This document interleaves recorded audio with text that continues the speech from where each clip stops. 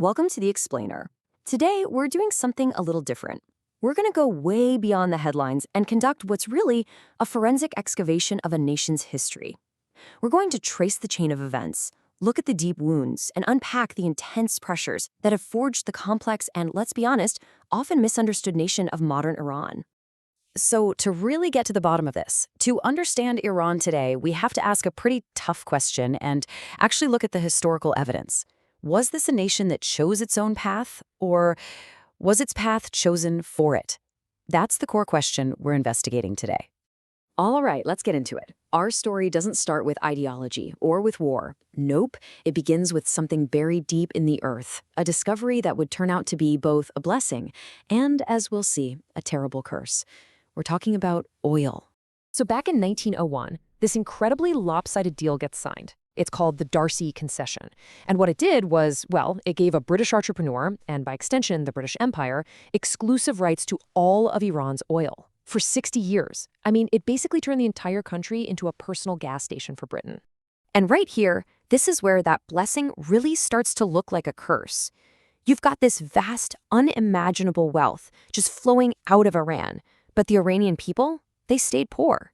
They saw almost zero benefit from the black gold being pumped out from right under their feet. Okay, check out these numbers, because the accounting here is just wild. In 1931, the Anglo-Iranian Oil Company paid £1 million in taxes to the British government.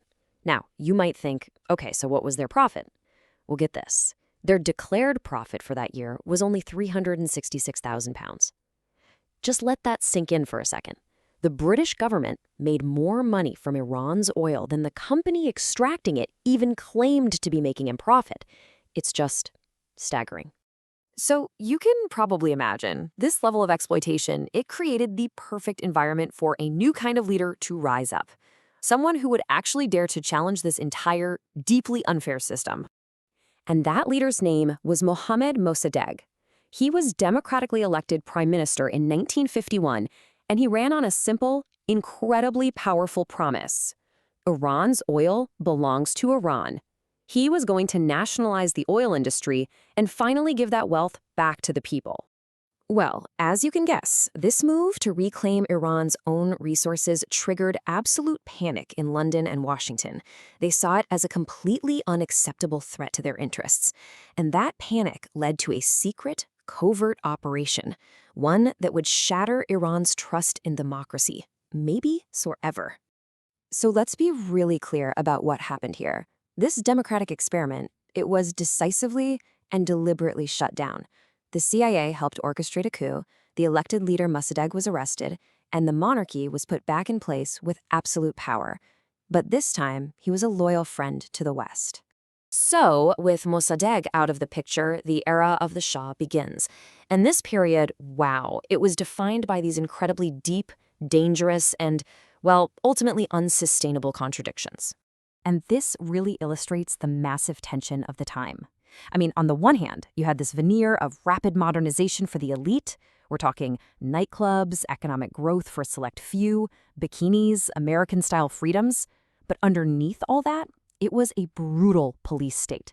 It was run by the Shah's feared secret police, the Savak, and they crushed any and all dissent with censorship and with torture. You know, the Shah's biggest mistake, looking back, was trying to force this cultural change way faster than his society was ready to accept. And it's not like nobody saw it coming.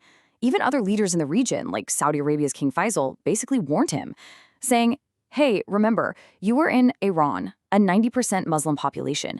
Don't forget that.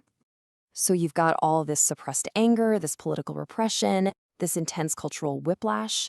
It created a national pressure cooker, and the heat just kept getting turned up. It was all building, inevitably, towards an eruption that would shake the entire world, the 1979 revolution. So in March of 1979, there's a referendum, and the Iranian people, they spoke with this one overwhelming, almost unbelievable voice. I mean, look at that number, 98.2%. Voted for what, you ask? They voted for a radical, fundamental change. They voted to completely abolish the monarchy and establish Iran as an Islamic republic. But here's something that's absolutely crucial to understand. This revolution wasn't driven by just one group or one ideology. It it was this huge, diverse coalition of frustration. You had liberals, college students, journalists, religious conservatives, nationalists. All of them, for their own reasons, were united by one thing. They were fed up with the Shah's corrupt, repressive, and Western-backed regime. The revolution, though, it didn't end the struggle, not by a long shot. It really just started a new chapter. And in many ways, it locked the nation into this repeating cycle of grievance, protest, and crackdown. And you can see that pattern play out over the decades since. You see these major waves of protest, each one representing a new generation demanding change. You had the student protests in '99, the huge green movement in 2009, the economic protests in 2019, and of course, the Mahsa Amini protests in 2022. And every single time, the response has been a brutal crackdown from the state. And when you take a step back, when you really zoom out, you can see this clear structural pattern that has been shaping Iran for more than a century. It's like a chain reaction. It starts with resource wealth, right? That attracts foreign interference. That interference undermines their sovereignty and creates political instability. And then that chaos allows radical ideologies to grab power, which, in turn, leads to international isolation. It's just this vicious cycle. And this brings us right back to the core of our whole investigation tonight. Where in this long, complicated chain of events was the Iran that we see on the news today? Where was it truly forged? I mean, think about the two perspectives. The Western view often sees a destabilizing regime, a state sponsor of terror, a nuclear threat. But if you look at it from the Iranian perspective, grounded in the history we just walked through, those same actions look very different. They look like reactions, like a defense of their own sovereignty, born from a long, painful history of betrayal, and a very real, very valid fear that another foreign-led coup could happen again. So that leaves us with a final, and I think pretty provocative thought. Is Iran's story unique? Or is it actually a powerful, maybe even predictable, pattern of how history itself can engineer a nation? How external pressure can push a country down a path it might never, ever have chosen for itself? Because when a civilization is pushed and pushed for that long, it doesn't just disappear, it hardens. And maybe the only thing our investigation can really conclude is a very old truth. Until the lion learns how to write its own history, the tale of the hunt will always glorify the hunter.